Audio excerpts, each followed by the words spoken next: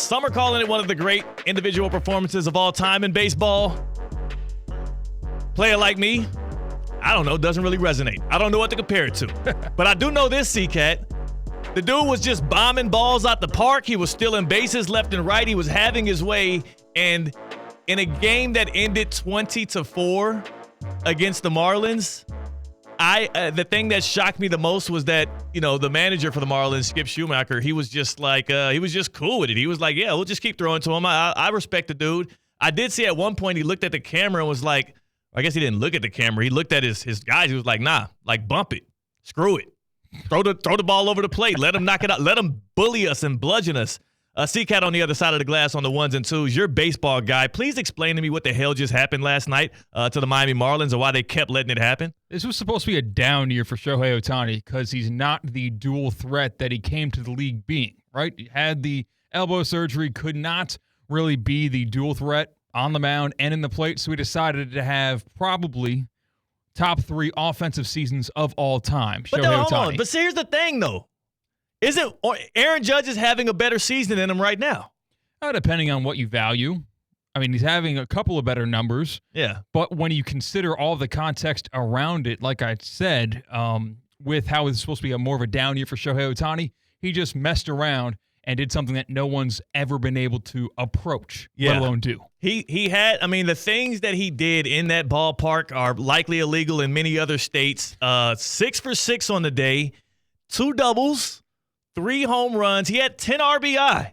He had double-digit RBI. You don't see that happen typically in Major League Baseball. You don't see that happen in baseball in general. In fact, even when I used to play MLB The Show, 10 RBI is getting a double-digit number in that stat department. Pretty rare. I think only 15 other times in history of Major League Baseball somebody's done that. On top of that, he gets the first time ever in the history of the league 3 home runs and also multiple stolen bases because, when you hit the ball out of the park, you're not allowed to stand on the base to steal one in the first place. Yeah, this is pretty incredible. What the hell? And beyond how incredible it was, not just for Ohtani, who then enters the 50-50 club. He actually creates it. There's been nobody in the history of the league to ever hit 50 home runs in a single season, as well as still 50 stolen bases. I will say this, the big homie Rob Parker, he does discredit a little bit the stolen bases because of the rule changes. In fact, he says it as the way he's been putting it all day long. Ohtani's been out there sliding into pizza boxes.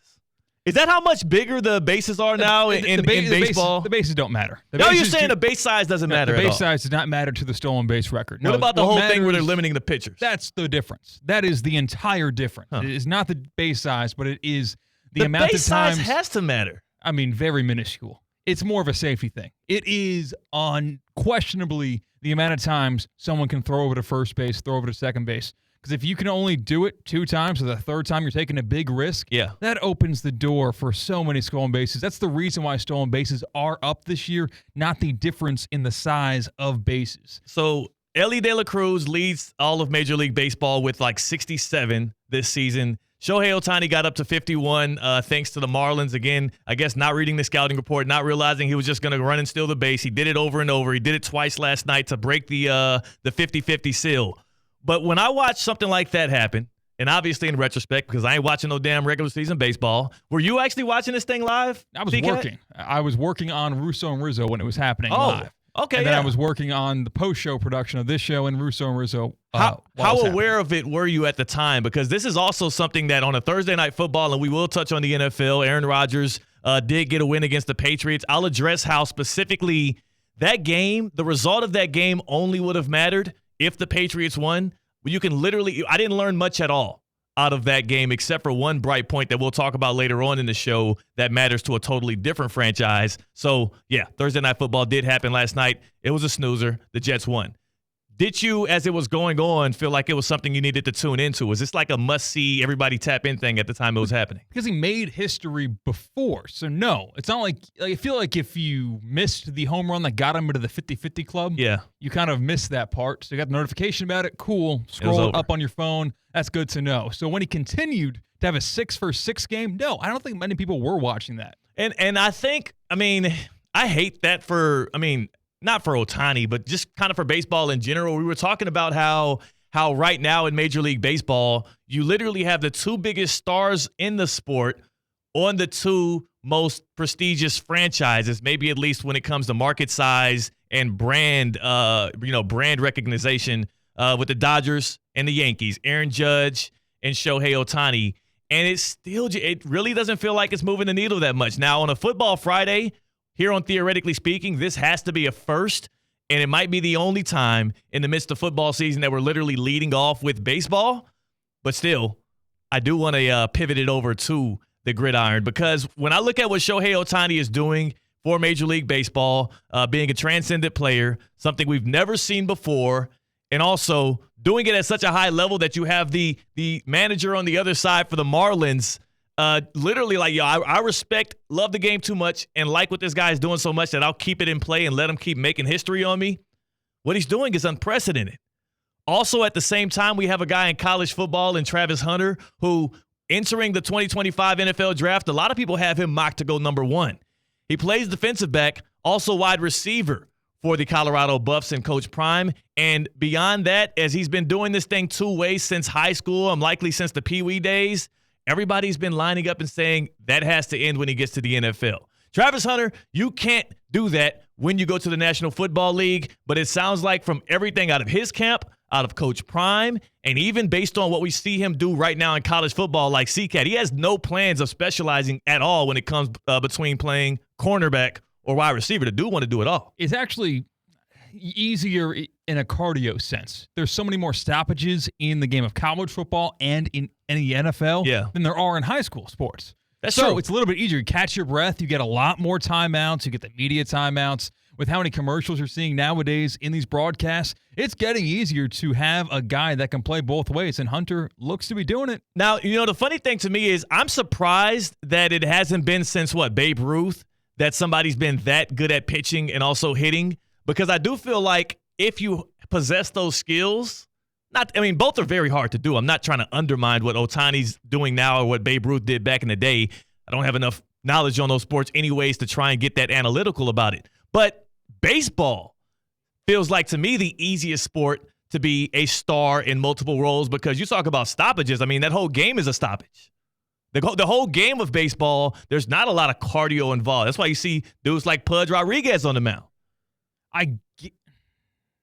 No, it's not an easier sport. I'm not saying it's easier to play both ways. I'm talking about specifically like what you said, like fatigue-wise, cardiovascular. Okay. Like there's 162 games. That point was made to be before. The one danger that people feel for Travis Hunter, it's not about whether or not he can be an elite wide receiver and an elite corner in the NFL. There's the health risk, and then there's also the fatigue risk. Like, you are going to wear yourself down if you play 100 snaps in the National Football League like he's been doing in college football.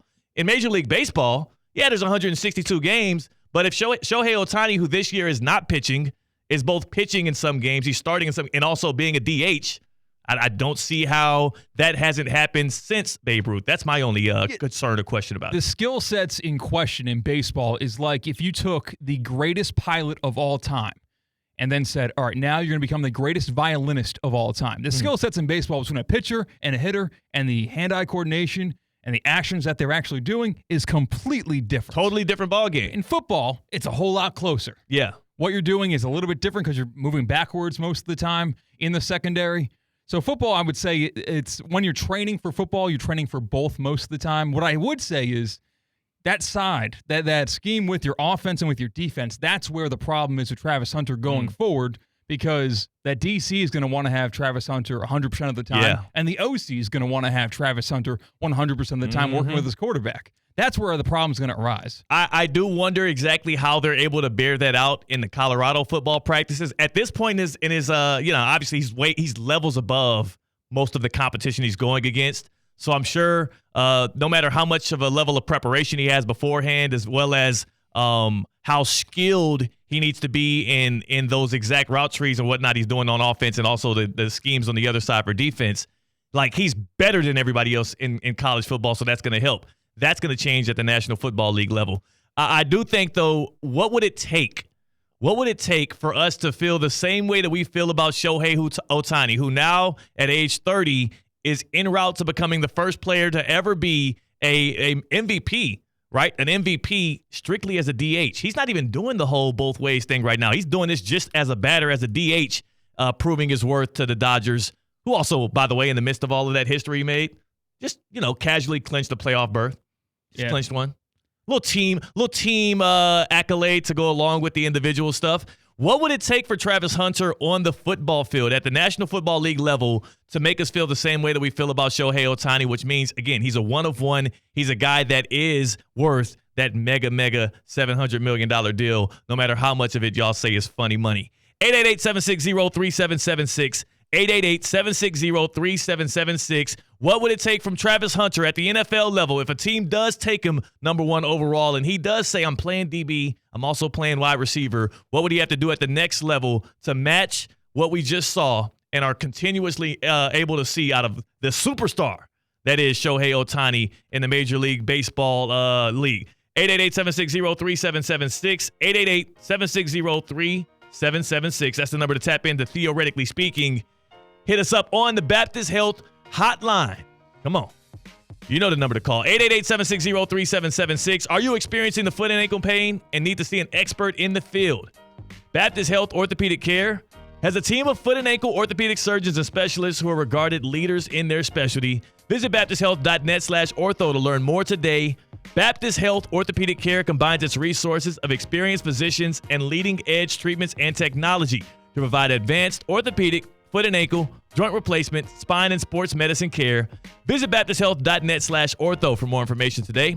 Baptist Health Orthopedic Care has offices conveniently located in Palm Beach County through the Florida Keys. Learn more by visiting baptisthealth.net/ortho. Shohei Ohtani making history on the diamond at Lone Depot Park right here in South Florida yesterday against those Miami Marlins, who were more than willing to roll out the red carpet and say, hey, buddy, show world. Have a day. Now, I will say, too, I kind of feel like the Dodgers were not only anticipating being able to do this thing at home, like they almost would have expected it and maybe would have preferred doing it back in L.A. because the Dodgers are back playing in L.A. today, and nobody expected him to get over the threshold of both the stolen bases and the home runs. No, those ticket prices were so high. Yeah. They had to have been so high. People were anticipating that next homestand when Shohei was going to actually do it. The fan who caught the 50th home run, he didn't give it back to the organization. Took it home with him. Yeah. Hey, shoot. I mean, I don't know if I would have, too. It depends on how much. What was the organization offering him is the question.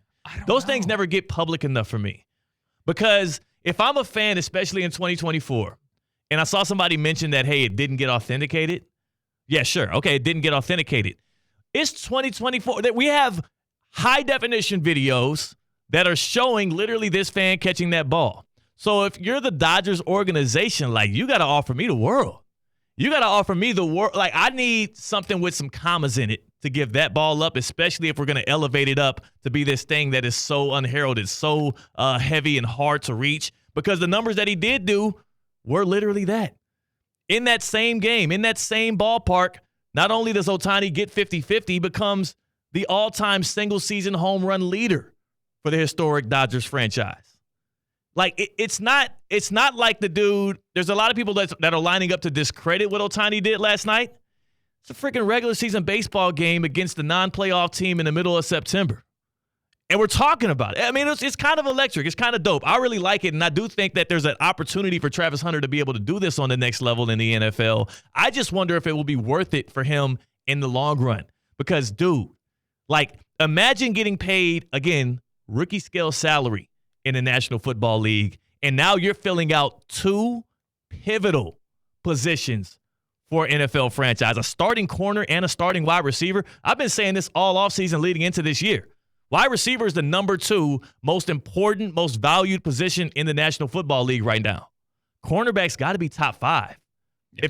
If you get Travis Hunter with a top 5 pick and you have him under your control for 4 years and he's playing starting corner and starting receiver for you, I mean, like, come on, like, what are we doing? That team is getting a more unfair advantage than even a rookie scale quarterback. We kind of saw a very Nerf version of this theory with Deebo Samuel, where he said, I want to get paid like a top 10 running back and a top 10 receiver because that's what I'm providing combined for the 49ers. Yeah. He got a pretty good deal. I don't think he got what he first asked for. No. Nowhere close. And now if you're talking about two different sides of the football, it seems like every mistake that Travis Hunter will make on either side of the football, which everyone makes mistakes on the football field, so it's not anything special that Travis Hunter will commit, but every time he does something like that, it'll call to question, say, well, why are we having him on that side of the field when he could be spending more time on the other side? And right now, Travis Hunter is continuing to prove his worth. Look at what he's doing. He literally was just named the Defensive Player of the Week in the Big 12. Wow. Because he got it's the Big 12, I know. I mean, don't do that. But he got an interception in that game, plus a couple of touchdowns as a receiver. Travis Hunter, through 3 games, second in the nation in receptions with 30 receptions. That's 10 a game. Yeah. He's averaging 10 receptions a game at receiver. He has 5 receiving touchdowns. He's the reigning Big 12 Defensive Player of the Week. And he's a guy that, the interception he had against Colorado State, Katt, he ran that route. He ran that deep end for the receiver, and he ran it better than him, and then ended up with the ball. Like, I don't know why quarterbacks would even throw it on the rest of the year. Well, so you asked the question, what would Travis Hunter have to do in the NFL to be known as the Shohei Ohtani of the NFL? Yeah. That's the question that you're asking to the listeners, whether it's on YouTube, on Twitter, on Facebook, or on the airwaves at ESPN 106.3. If for some reason, and this isn't going to happen, but if the Chiefs were bad and he got drafted to your favorite team, the Kansas City Chiefs, what would you expect out of Travis Hunter to get him to be known as the Shohei Ohtani? I think and it's a lot different because as I've been kind of like weighing this out, right? Shohei Ohtani, what he does on a typical year when he's not nursing back from, the Tommy John, Shohei Ohtani would pitch and also be an elite hitter. So he'd be the elite starting pitcher and elite hitter, and the only thing to compare in the NFL to a pitcher would be as a starting quarterback. And there's no world in which we have a starting NFL quarterback who's also playing safety. True. Like, there's no world in which he's doing anything other than playing quarterback because that position is too valuable and the risk of injury in football is too high. So the only way you can do this is with positional players, and the only comp to this would be a guy like Travis Hunter. I think if he were to play corner and receiver for a National Football League team, the thing he would have to do is he'd have to be the number 1 receiver, right? He'd have to be the number 1 option. So he'd have to be a guy that would be, top 5 in receptions, in yards, and touchdowns as a wide receiver. But also on the other side, he would need to be a guy that's considered a shutdown corner. You can't do statistical with cornerbacks. A lot of times you can't really do statistical milestones to really prove how much of an impact the guy has, because the better you are, the less they throw to you. Right. The only thing statistically you can do with corners is look at what Darrelle Revis did to every team's number 1 option, because he would always be guarding the number 1 option of who the Jets were playing that week. Mm-hmm. So you'd have to have Travis Hunter would be having to guarding the number 1 option of whoever the team that drafts him is facing. Like, look at the corners, the top corners in the league. You think about a guy like Sauce Gardner, right? He's considered a guy who's either 1, 2, or 3, depending on how you rank, him and Patrick Surtain and whatnot. You consider him a top corner in the league, a guy that's going to command a huge contract? You would assume he's creating a lot of takeaways, right? If you were to guess right now, through 2 years and 3 games with the New York Jets, considered an all-pro in both of his first 2 years, how many interceptions Sauce Gardner has? What would you say? I would say probably has, because we're talking about this, 4. Right. We have already kind of alluded that it's not going to be high. 4. How many interceptions? Half of that. Really? Sauce Gardner has 2 interceptions. So you can't the statistical milestone, like the number I would have to give you would be something that would be some nerdy analytical stat to prove just how dominant Travis Hunter would be as a corner in the league. Yeah. I think that the more important thing would be, is he a starting cornerback? Is he good enough to be starting outside corner for an NFL team? And I'm talking about not on just third downs when you know it's a passing situation. I'm talking about an every down starting corner. And is he your X receiver, a guy that you are on third downs again, like your Garrett Wilson? Is he what Marvin Harrison is supposed to turn into? Is he your Justin Jefferson, your Jamar Chase? Like, he has to be your go-to guy on offense and a starting outside corner for you. If he can do that, I do think that we have to start putting him in that conversation, because, that takes – think about also you talk about how there's more stoppage in the NFL. Not necessarily if you're playing both ways. Right. Because imagine your quarterback throws an interception, quick change. Now you got to get back out there. Maybe you just were running a deep post if you're a Travis Hunter. Now you got to get right back out there, and you got to line up as a shutdown outside corner and face a guy. And think about, you're playing the Texans: Nico Collins, Stephon Diggs, Tank Dell. Like there's no way to hide. There's nowhere to hide as a corner in today's NFL. Yeah. Also, if whatever Travis Hunter ends up being better at, which maybe at the end of this season we can definitively say he's more valuable on one side of the football or the other, as a corner or as a receiver. Yeah. If he gets hurt playing the lesser of the two, then you're almost saying immediately, okay, well, this experiment's over. We just lost our number one receiver and our cornerback. Which one will be more valuable to you? And again, we're talking about what Travis Hunter would have to do in the NFL to comp to what Shohei Ohtani is in Major League Baseball, coming off of 6 for 6, coming off of entering the 50-50 club against your Miami Marlins, and also literally he's heading into what would be his third MVP and the first ever as a DH. What would Hunter have to do at the NFL level? And for your money then, Katt, as a guy that is a fan of the Baltimore Ravens, I don't necessarily have that kind of guy. Zay Flowers hasn't proven himself to be that. I don't know when the last time the Ravens have had a number one receiver. Maybe Anquan Bolden? I was going to say, Anquan was up there. Torrey Smith flirted with that connotation for a little bit. But y'all have had some corners. Which to you is more valuable? If you were to say he's a top 5 receiver, but also he could be a top 5 corner for you, which one would you rather him be playing full time if you had to give the other one up? I would have to say it depends on if you have a good quarterback. Yeah. If you have a good quarterback, I would say it's more important at receiver, but it doesn't matter if he's a great receiver and your guy can't get him the football. So then I would say shot at Daniel Jones? Is that shot at Malik Neighbors, Daniel Jones? It's a shot at every single bad quarterback in the NFL. That's what I would say. All of them look bad these days. Golly. So that's what I would say. If you have a good quarterback, a starting quarterback, which what you said, if Travis Hunter might go number one, depending on how that draft shakes up, they probably don't have a good quarterback. So then I would find him to be more valuable at cornerback. Would he only be a number one overall pick if he is going to play both sides? Probably. Yeah, I think so. Because of how inflated quarterbacks' value are right now, especially with the teams that are likely going to be picking top 5, because you're looking at, well, actually, no, think about if the Patriots. Because you know one thing about the Carolina Panthers, as incompetent and in the way of themselves as that franchise has been since Dave Tepper has taken over, I can see a world in which, as terrible as they are this year, they're going to play their way out of the number one overall pick. Everybody anticipates that they're going to be the number one team selecting in the 2025 NFL draft. I have a hunch, a feeling that they're going to win just enough games to be like second or third in the draft, and maybe the Patriots are the team that jump them and get the first pick. Who knows? Maybe the Giants. Maybe the Giants are, and they need a quarterback. A lot of bad quarterback play these first 2 weeks of the NFL season, and a lot of it's been coming from good quarterbacks. So that's crazy. We're going to see the good quarterbacks maybe level out and find the mean overperform in the next couple of weeks. But, Travis Hunter, if he were to play both sides on my team, it depends if you have a good quarterback or not. It absolutely depends if you have a good quarterback or not. And if he's playing both sides for you, at the very least, you know that you have a guy who's dedicated to the craft. Because the one problem I have with that for Travis Hunter is, brother, they paying you one contract. They ain't going to pay you for playing both ways. Yeah. They're not going to pay you for putting your body in harm's way on both sides of the ball and going all out.